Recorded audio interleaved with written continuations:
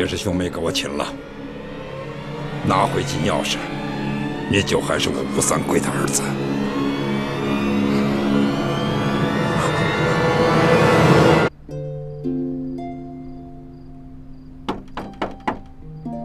倩影，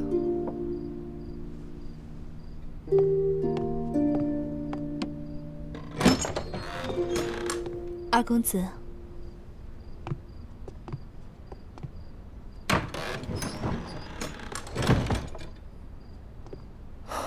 倩影，这些日子我一直忙于王府事务，没有抽空陪你。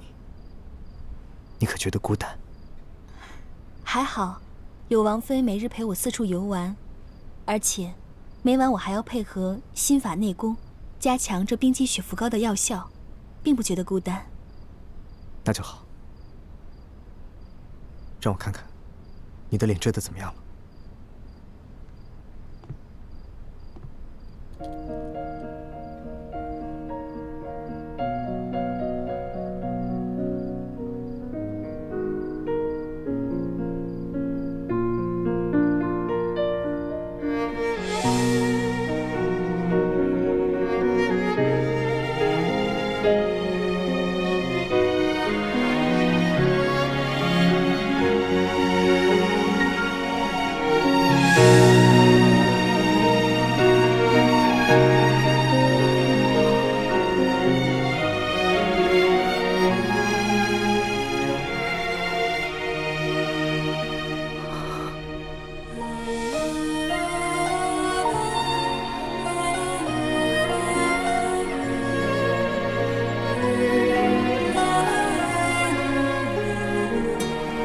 你怎么了？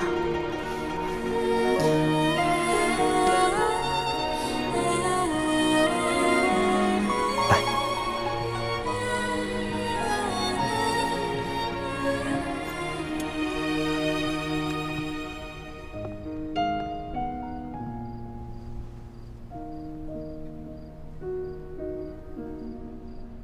倩影，你还记得第一次我们在客栈遇劫的时候，我对你说的话吗？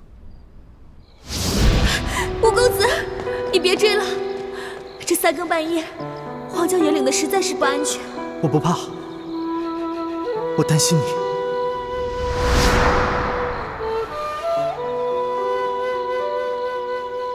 其实，你只是一侧的脸颊有一点小小的伤疤，可是你的五官以及轮廓却是那么的精致，你根本不必在意的。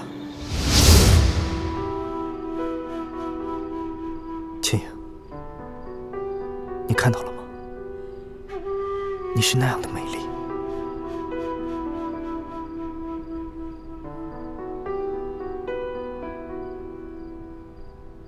这是我吗？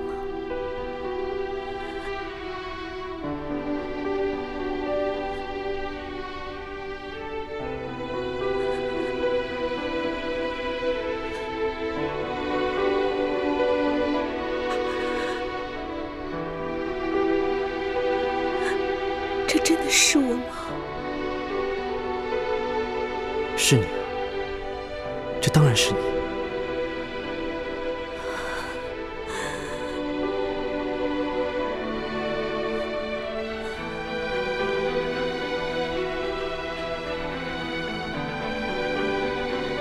倩影，你在我心中本就是一个内外兼修、文武双全的优秀女子。二公子，你还要叫我二公子吗？叫我燕琪。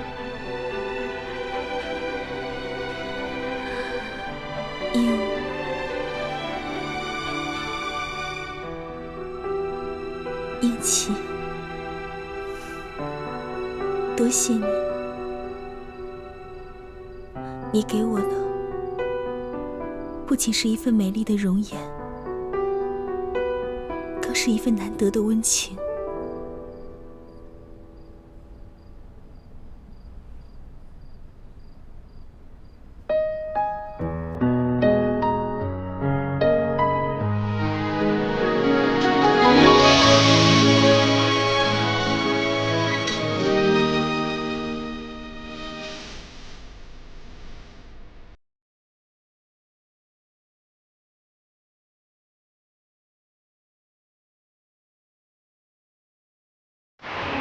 做他掌上的明珠。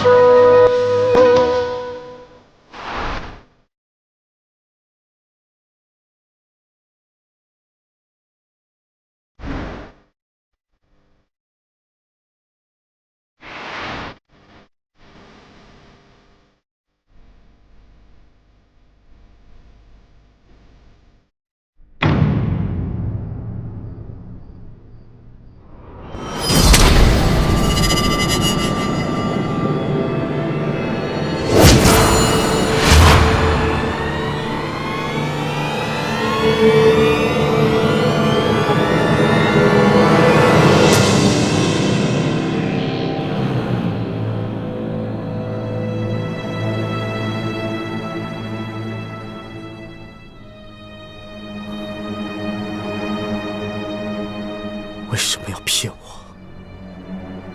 为什么？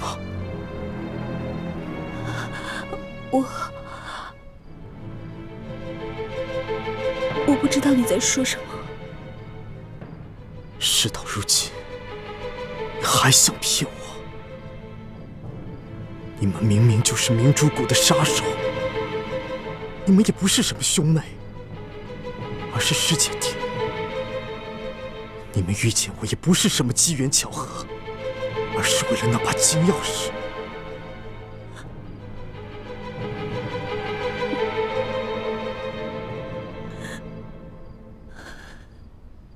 你什么都知道了。该知道的，我都知道了；不该知道的，我希望你能告诉我。你还想知道什么？我想知道你接近我除了金钥匙之外，有没有一点点喜欢过我？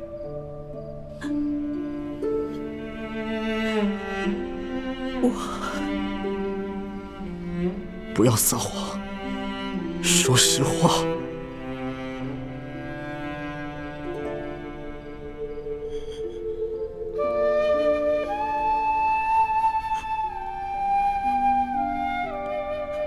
我从来没有喜欢过你。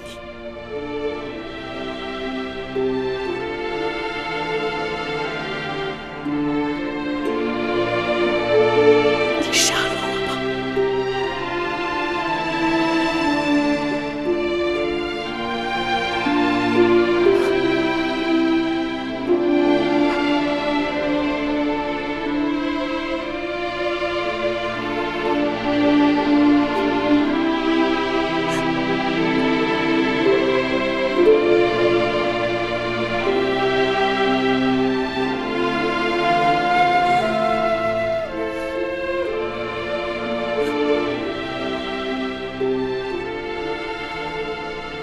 虽然你没有喜欢过我，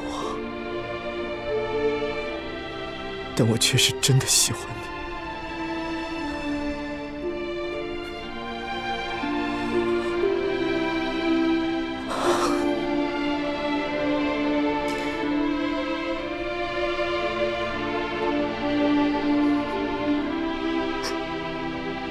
你走吧，还有你的师弟。你们都走吧。你说什么？你要放了我们？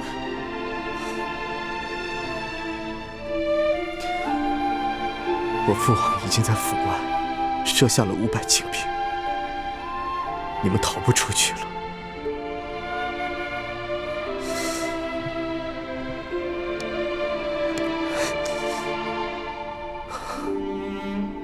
拿着这把匕首，以我为人质。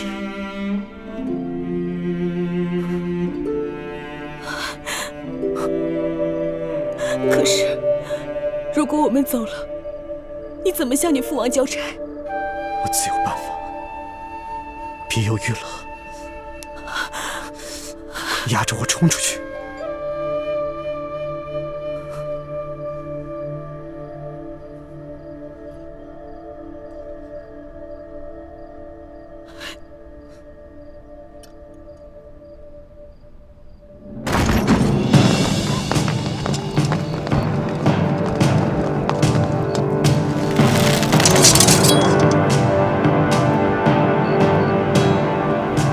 范千影、叶补生，你们赶紧放开二公子，我还能替你们兄妹二人在王爷面前求个情。否则的话，我今天让你们死无葬身之地。让开，否则我就杀了二公子。混账，还不让开！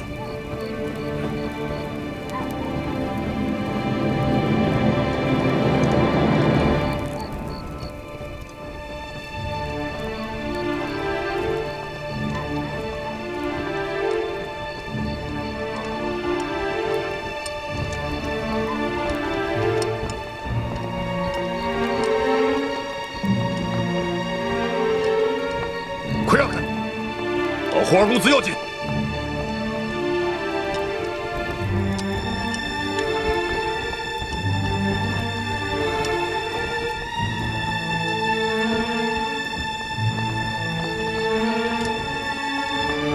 慢着！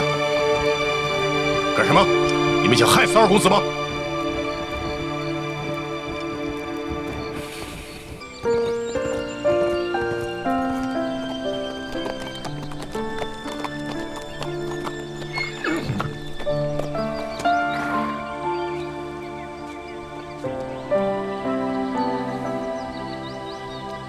应琪，我现在已经没有资格叫你应琪了，还是叫你二公子吧。二公子，多谢救命之恩。你们快走吧，我不想再见到你们。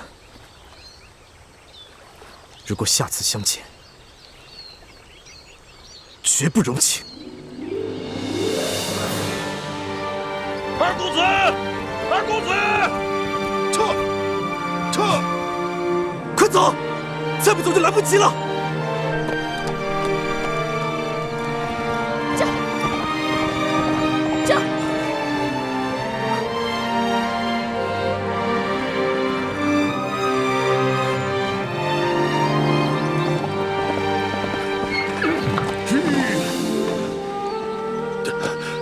二公子，你没事吧？让他们跑了，这个王爷可怎么交代？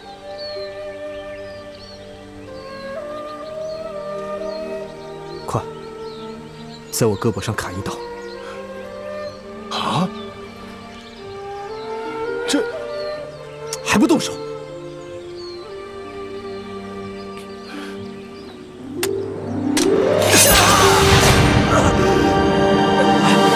王妃，您慢点儿。我要再去晚点儿，我琪儿性命就不保了。不会的，王爷一向很疼二公子的，他不会真的杀了二公子的。叶姑娘，你怎么还没走？我不放心二公子又回来了，我要和你一起去救他。你若被王爷发现，性命就难保了，那岂不是辜负了我琪儿对你的一片苦心？王妃放心，我自有办法。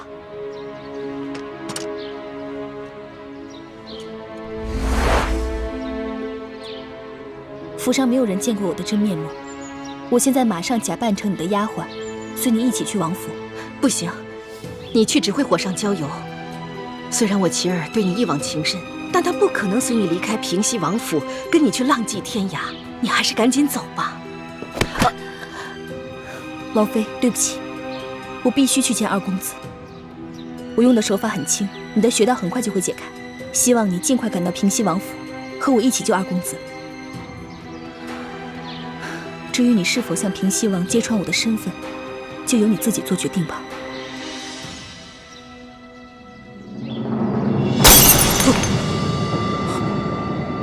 他们就这样拿你当人质给跑了。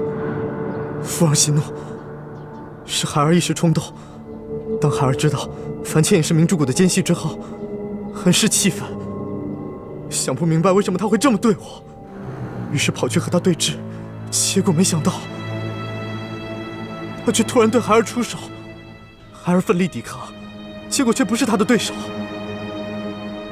当他一剑刺向孩儿的手臂时，孩儿才幡然醒悟，可是已经来不及了。王爷，都怪属下无能，竟然让那两个奸细给跑了。父王，此事是孩儿一个人的错，与石将军无关。是吗？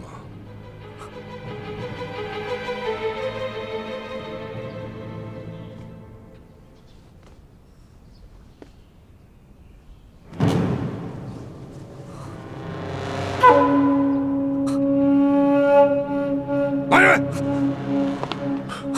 王爷，将这个不孝子推出去斩了！王爷，万万不可！二公子固然有错，但是罪不至死啊！父王息怒，孩儿知道错了，就请父王饶了孩儿这一次吧。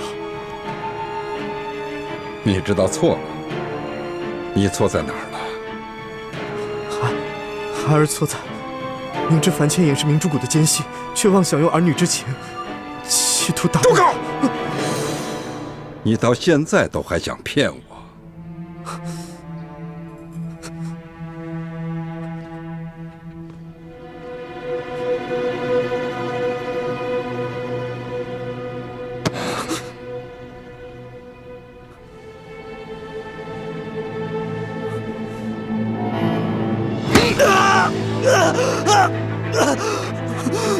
现在知道疼了？据我所得的密报，樊千影可是明珠谷一众前明精英联手调教出来的绝顶杀手，而你不过是一个手无缚鸡之力的文弱书生。他若对你下手，你还有活的机会吗？这一剑不伤及要害，就说明他对你手下留情。你二人分明是你侬我侬，商量好了，你故意以自己为人质，放他逃脱。我说的可有错？父王英明，孩儿的小心思瞒不过父王，孩儿私纵大敌，罪不可恕，请父王恕罪。王爷，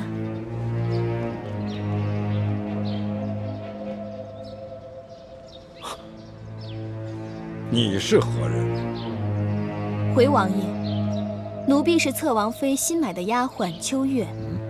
侧王妃得知二公子违反了王爷的军令，要被军法处置，竟然急晕了过去。奴婢特意来禀报你。叫他急，都是他教的好儿子。秋月，还不快回王所照顾侧王妃去！侧王妃有望月他们几个伺候着，侧王妃要奴婢来守着二公子。笑话！我违反了军令，王爷处罚我，你守在一旁又有何用？还不赶紧退下！慢！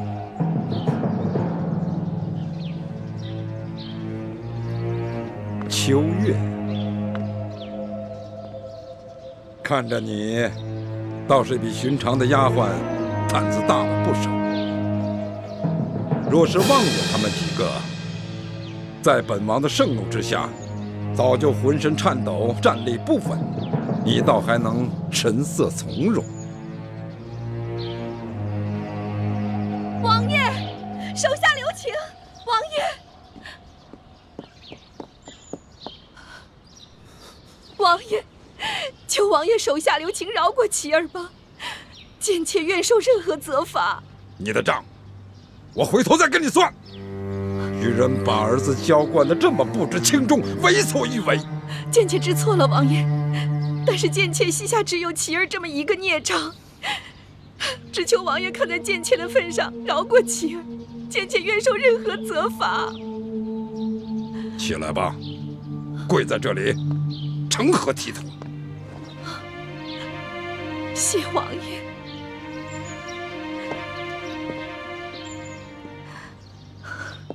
琪儿，难怪你父王震怒，你怎么可以为了一个女人敌我不分，私纵强敌？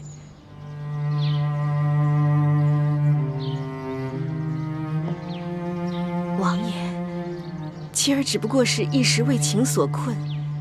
想当年王爷年轻时，不也曾冲冠一怒为红颜吗？琪儿这般多情痴心的性子，倒正是随了王爷的天性。琪儿，没错，世人皆说父王年轻时曾冲冠一怒为红颜，可当年父王乃是审时度势，察觉前明江山气数已尽，才迎着清军入山海关，成为这大清的开国重臣，并非只为了陈圆圆一个女人。若是父王只痴恋陈圆圆一个女人，又怎会再娶了你娘？又哪儿来的你呀？是贱妾头发长见识短，胡言乱语了，王爷。但是这人不风流枉为少年，其儿只不过是一时为情所困，难以自拔，并非有意忤逆王爷，还请王爷饶了其儿。其儿，还不快求王爷恕罪！孩儿知道错了，求父王恕罪。希儿，看在你娘的面子上，你只要肯在父王面前立下重誓，从今以后与那个樊倩影一刀两断，心里不再想着他，父王就饶了你。其儿，还不快快向王爷立下重誓！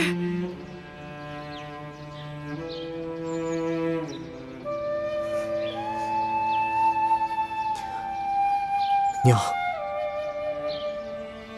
父王，孩儿不能立此重誓。孩儿不想欺骗你们，因为孩儿做不到。妻儿，你就醒醒吧！那个樊倩影对你的感情根本不是真的，他接近你就是为了利用你，他根本就不爱你，更不值得你爱。不是的，我相信倩影是爱我的。父王，虽然我们俩立场不同，但是我们俩却是真心相爱的，并且我们俩谁都不愿意玷污了这份真情。王爷，来人！二公子违反禁令，私放强敌，罪不可赦，拖出去给我斩了！王爷，万万不可呀！王爷，王爷，贱妾只有其儿这么一个儿子。王爷若杀了其儿，妾妾也就不活了。王爷，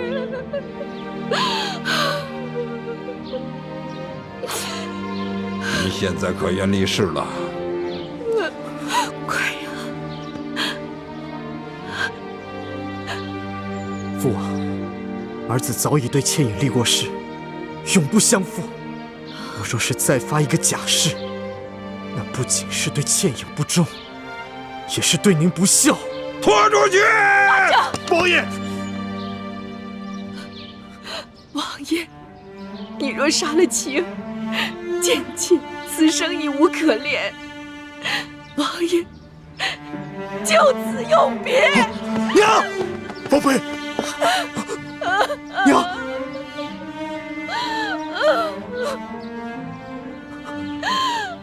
罢了。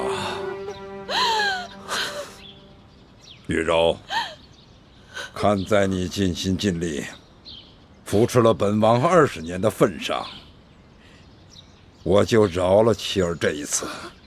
不过，死罪可免，活罪难饶。来人，将二公子推出去，重责50军棍。是。谢王爷不杀之恩。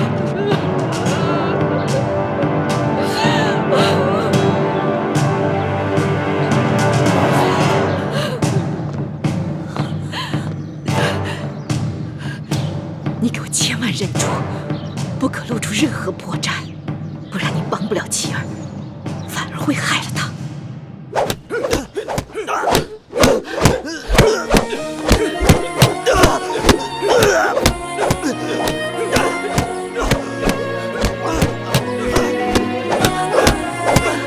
王爷，求你不要再打妻儿了，要打就打贱妾吧，王爷。王爷，求你了，王爷。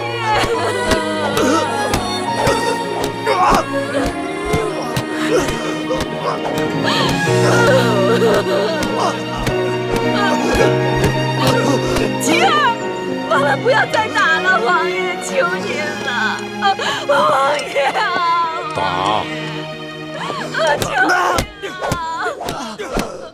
军令如山。妻儿。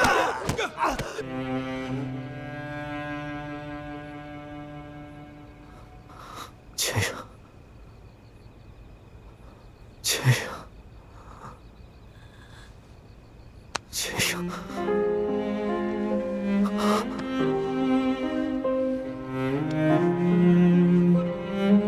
你别走，别走！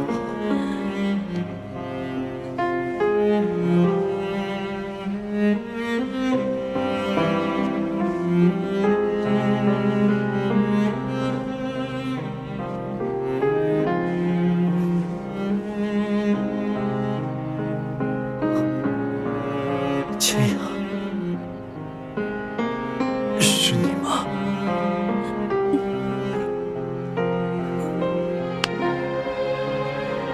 我不是已经让你走了吗？你为何还要回来？是我把你害成这样的，我舍不得你，也放心不下。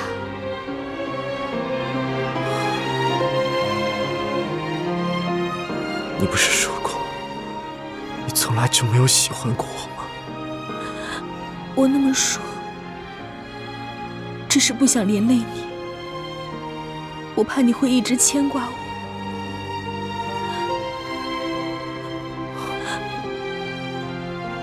其实，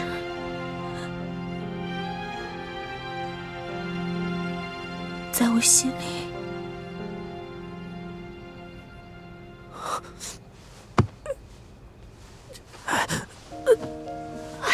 你别动，才刚给你上的药。是你亲自给我上的药吗？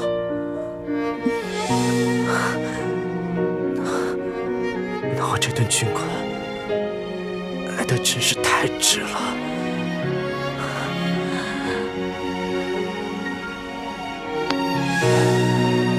千阳，既然回来了，就别走了，好吗？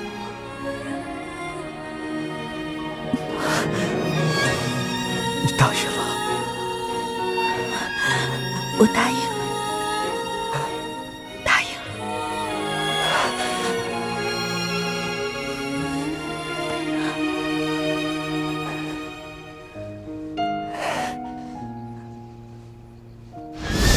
跳！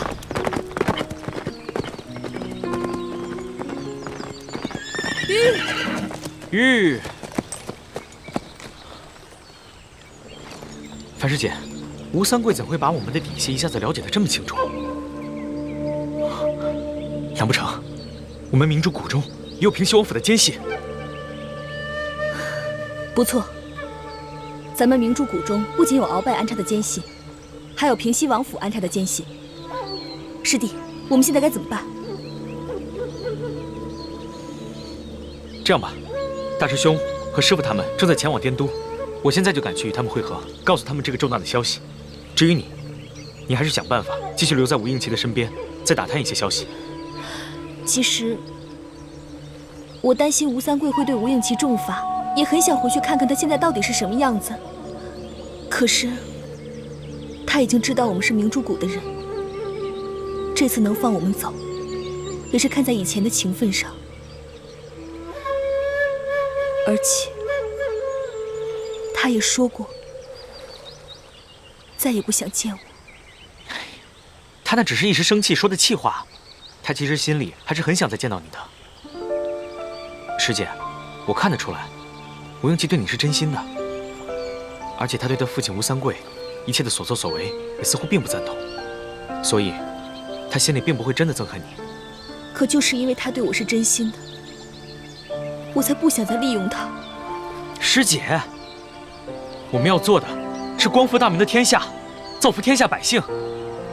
连大师兄都可以为了光复大明的大业，把与小师妹的儿女情长暂时放到一边，你可千万不要在这个时候犯糊涂，因为吴三桂那个大奸贼的儿子而分不清轻重。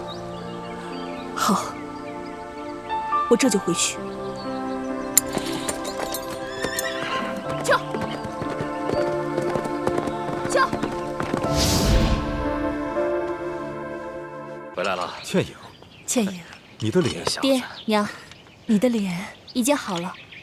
吴应奇在平西王府找齐了药材，配出了冰肌雪肤膏，治好了女儿的脸。又是吴应奇。他为什么对你这么好？难道你跟他……爹，别瞎想，我跟他只是寻常交情。不信，你问叶师弟。啊！默生，你告诉三师傅，你师姐跟吴应琪之间有什么异样？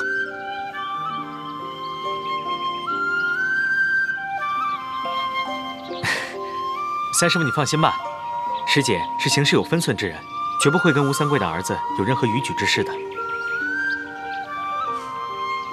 好了，先进来吧。进来吧，走吧。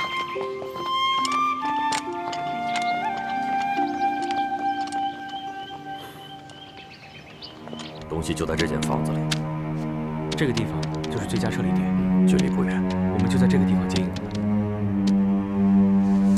千阳，你这份平西王府的地形图绘制的不错，一定花了不少功夫。总算听到爹爹的赞许了。其实你爹一直都很疼你的，也以你为傲。不过很奇怪，吴三桂当初给吴应琪的钥匙，说是真钥匙，可我从吴应琪那调包的，却是假钥匙。是不是吴应琪把这个金钥匙给调包了？不可能，他一个手无缚鸡之力的文弱书生，而且也不知道这金钥匙的秘密，他调包又有何用呢？你在负责执行这个任务，你跟吴应琪相处了这么久，爹相信你的判断。谢谢爹。如果吴应琪没有调包金钥匙，那应该吴三桂交给吴应琪的，就是一把假钥匙。他想利用樊师妹传递假消息给我们，让我们误以为金钥匙已经不在他手上。这个吴三桂真够狡猾的，他居然学着鳌拜，也在咱们明珠谷安插了奸细。现在当务之急，我们是要把内奸给找出来。默生跟倩影在云南1个月才被发现，这就说明咱们明珠谷的内奸身份并不是很高。以后几个孩子的行动只能由咱们几个师长知道，不能让谷中的任何人知道。我和樊师姐调查了很久，真的金钥匙应该就在吴三桂书房的密室里。就是刚刚我说的这个书房？对，就是这儿。这里也是整个平西王府守卫最森严、最难接近的地方。太子，接下来该如何安排？义父，我觉得我们可以发挥各自的特长，各司其职。樊师妹和叶师弟负责查清楚平西王府的守卫情况和轮岗规律。好。吴师傅，你负责制造出能够接近书房的王府中人的面具，并将我们事先模拟好这些人说话的声音。放心，只要让我看上他们一眼，听他们说一句话，我保证能够复制出连他们自己都辨不出真假的冒牌货。好。四师傅，你负责联络云南边境守军中的内线，散布缅军就要异动的谣言，转移吴三桂的注意力。请太子放心，这些年我在云南边境的守军中安排了好几个我们的内线。好。那我们夫妇的任务呢？是啊，此事事关重大，每个人担子都不轻。三师傅，我记得你在研制一种新的毒药，能让人服下以后四肢麻痹，无法动弹，也无法说话，但是却能够保持清醒，这样就不会让人轻易察觉有什么异样。不错，这个毒药名称叫呆若木鸡散，已在我自己的身上试验过，效果就……那日啊，你三师傅神色如常地坐在屋里，我以为他在想什么事，就没有打扰他。不料2个时辰过去了，他还一动不动地坐在那里。我叫他，他也不应；推他，他也不动，可把我给吓坏了。结果又过了1个时辰啊，他渐渐恢复了原样，告诉我他在试验一种什么新的毒药，叫呆若木鸡散。你看他当时的样子，不就是呆若木鸡吗？好。樊师妹，就由你想办法，把这呆若木鸡散下到当夜值守护卫的饮食当中去。好，我扮成侧王妃的丫鬟，应该能找到机会。二师傅，你是我们当中武功最高的，你就负责解决突发情况，放倒守军当中没有中毒的高手。好，为师已经很久没有与人交手了，手正痒着呢。还有一个重要的问题，就是平西王府中的机关。虽然我跟樊师妹、叶师弟都也懂得机关阵法之术，但终究不及六师傅经验丰富。如果六师傅在的话，那咱们的胜算就又能多了一分。放心，我已经飞鸽传书给雪衣居士了，算来他也应该到了。堂姐姐真是神算子，居然算到我已经来了。这么多年了，这可是我们6位师傅初次集体行动，我岂能错过？裘贵呢？他很是狡猾，居然找到几路替身来替他掩护。我本想着继续追查他的行踪，可是却接到你的飞鸽传书，所以我就委托山西牛角寨的盟友们帮我继续追杀他，而我就来滇都与你们会合了。六师傅回来正好，如此一来，平西王府纵然是龙潭虎穴，我们也可以放心的闯一闯了。太子安排的十分妥当，那你就负责总调度，我来制定撤离方案。有劳义父。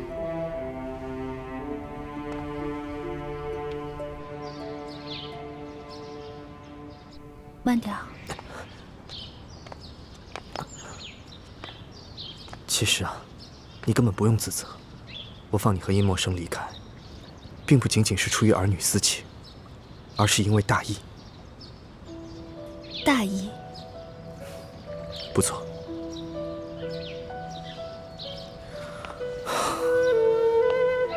其实，我很清楚世人对于我父王的评价，我也很明白未来的史书上，我父王，甚至于我，都将被列入二臣，受万世的唾骂。我如果不是吴三桂的儿子的话，我也恨不得手刃了他，血祭永历皇帝，以谢天下。没想到，原来你心中